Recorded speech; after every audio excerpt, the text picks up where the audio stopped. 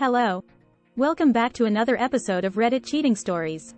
If you like the video, please like and subscribe to the channel. Let's get started with the first story. My ex-boyfriend, 27M, had a secret son in a 9-year-long relationship. I have no idea how to use this, but this is going to be a long post about lying and sociopathic behavior. I'm not sure where to start. The title says it all, I guess, but there were so many lies. I can't believe what happened to me. Last week, I received a message from my boyfriend's ex, who he told me was a psycho. Not his exact words, but something along those lines, who he hadn't had contact with for 6 to 7 years because she was abusive towards him. Let me say from the start, I didn't necessarily believe he was this huge victim who was abused by her for 2 years since their relationship was supposedly only sexual. Knowing his behavior, I thought there was some truth in it, but not the whole story. But I didn't expect it to be this extreme. The red flags weren't big enough for this. We had only been dating for 3 months. And by his behaviors, it seemed that he probably wasn't someone I would want to be with for the rest of my life. He told me he was looking to settle down, marriage, but didn't want kids. We had all the conversations about monogamy, children, what we were looking for, etc. So things should have been clear between us, and we agreed on everything, including what counts as cheating. The ex told me he had an 8-year-old severely autistic child with her. They were in a 9-year relationship that had never officially ended. They lived far away from each other and hadn't lived together for a long time. Apparently, it had been over a year since he last saw his son. I can't remember whether she said just the son or both her and the son, so I'm not sure when he last saw her. At first, I thought it was a scam.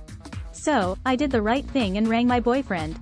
I tried to be the supportive partner and give him the chance to come forward and admit it. Or, I would help him if he needed to call the police, as he explained he was stalked, and she was supposedly ruining his life. During my call with him, he was acting strange and constantly complaining about an eye infection he had, which was obviously irrelevant at a time like that. I actually asked my mom to listen in. He stubbornly wouldn't tell me any information about the ex, told me to block her, dismissed my feelings about all of it and my worries.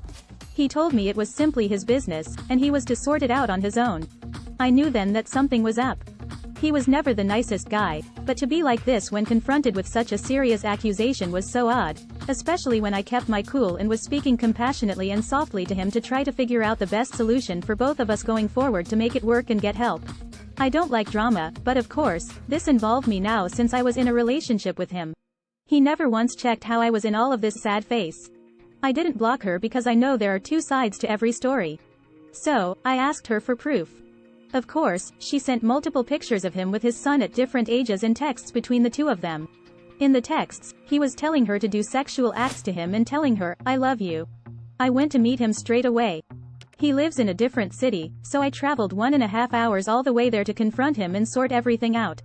He didn't know at that point that I knew, because I asked her not to tell him that I knew anything yet.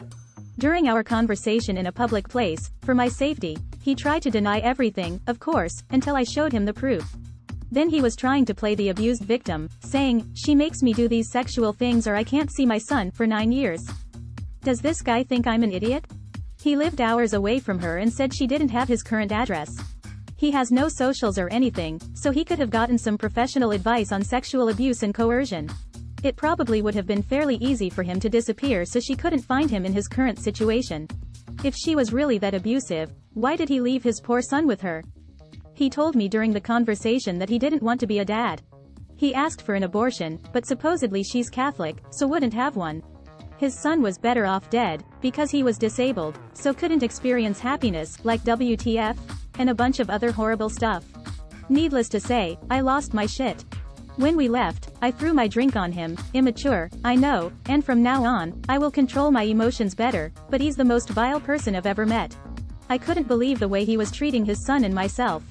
Emo, he deserved a lot worse than just a drink being thrown at him, but I don't plan on spending my life in prison. He threw his drink back at me, tried to hit me with a bag he had, and pushed me. On my way back to the station to get home, he followed me, and I didn't realize until I was almost there. He tried to apologize, but I kept screaming for him to get away because I thought he had come to do something worse to me. Honestly, I was quite scared for my life. If someone can lie so easily and do what he did, God knows what else he wants to do to me, is capable of. Sadly, I continued contact with him for a few days because I needed answers. Why cheat? Why me? Why am I not good enough? Are you still talking to her or finally sorting your life out? And whatever else. I have a whole bunch of issues myself and was sadly looking for some kind of validation because I couldn't cope at the time.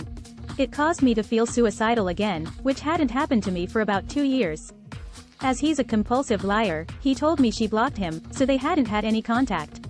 He told me I was enough, and it wasn't to do with my looks or anything about our relationship. He said it was him being too weak, which was the problem. This is probably the only true thing to come out of his mouth. I have no idea whether he believes it himself, but I think everyone else would agree that's the only reason someone like that does something like this, his own pathetic weakness. We were going to arrange to meet at a station in between our locations to have a calmer final goodbye. So, I contacted his ex again to double-check the facts before meeting him, and of course, yet again, it was lies. Not only was he continuing to contact her, he called me awful, manipulative, jealous, etc. He told her that he only said he loved her because she said it to him first. However, the truth is that he said it to her first, which was quite early on in their relationship, maybe a month in. Although she is an emotional person with mental health issues and insecurity, she thought it was too early and didn't reciprocate it the first few times. She rang him to confront him again, to let him know that she was not an idiot, and that she wanted no further contact. She also requested that all her information and pictures be deleted from his devices. He was horrible to her, telling her that he said what both she and his ex wanted to hear, and that she needed to cut him off. He was right, she needed to cut him off. She blocked them both on every platform and deleted every single message, call log, and picture. She no longer has the energy to remember all the other details, and she is hurt. She will always have questions like, did he have sex with his ex while they were together, even though they live so far apart? Does he actually intend to go back to her? From what she knows from talking to his ex, they both lie a lot and seem like completely disgusting people. They both lied about having autism, which she is being tested for, and they both used it as an excuse for their actions. She was 35 and he was supposedly 19 when they had a kid, which is an odd age difference when one is still a teen. His ex said her autism meant she didn't see age as a problem. She sent her the sexual texts between the two of them, rather than just telling her they were there and asking if she wanted proof. She could have been more thoughtful about what she was doing, but she didn't care. She was trying to play the victim too, but the writer believes that she did some bad things, so she's not the victim. In her opinion, they seem just as bad as each other, but she is not going to put all the information about his ex in here. She told her that she was planning on cutting him off for good too and didn't care that the writer was with him. But then she was asking for his STD results over text with him after he and the writer split up over the past few days. This behavior is putting her vulnerable son at constant risk of this type of abuse. None of these things are her concern anymore, and she doesn't want to know the answers to the questions she still has because it will only hurt her more. This is complete torture. She is 22, and this was her first relationship, which they both said was intended to be long-term. She would spend most weekends with him, and he even met her family. They had so many plans, but he never treated her right, and she thought they had some special memories. She was anxious one night the last weekend they spent together, and he held her all night. The way he comforted her made her feel safe and secure. He never made any bad comments about her body or looks, which was her biggest insecurity. She never expected any of this. She feels dumb now, really naive, and knows how vulnerable her mental health, neurodiversity makes her. His ex actually said he was born in 1994, which would make him 29, not 27. There were so many lies that she can't wrap her head around them, and she doesn't know how she's ever going to trust another person again. I have gone through a lot of mental health recovery due to my issues over the past few years. When I met him, I was in a place where I was ready to try my first relationship, hoping it would be a healthy one. I had improved so much mentally and I wanted to carefully choose my partner for this exact reason. Little did I know that I was still too insecure to see the red flags and had no self-respect to leave when he clearly showed he never cared about me. Deep down inside, I know that I did the right thing most of the time. A guy like this is completely to blame for what he did, and I logically understand that. However, my heart still hurts so much that I blame myself, and I'm trying to stop that. I'm not writing this post to seek validation, but this is so extreme that I can't process it all, and I want to scream it to the world, hoping it's all a nightmare, and I'll wake up. I've been shaking violently at times, thrown up once, only slept about 1 hour a night for about 3 nights, spent 3 straight days crying, starving because I can't stomach most things right now, and I can't even take a deep breath because of the shock and panic. I don't know what to believe. This wasn't a one-time cheating mistake. The entire relationship seemed to be based on lies.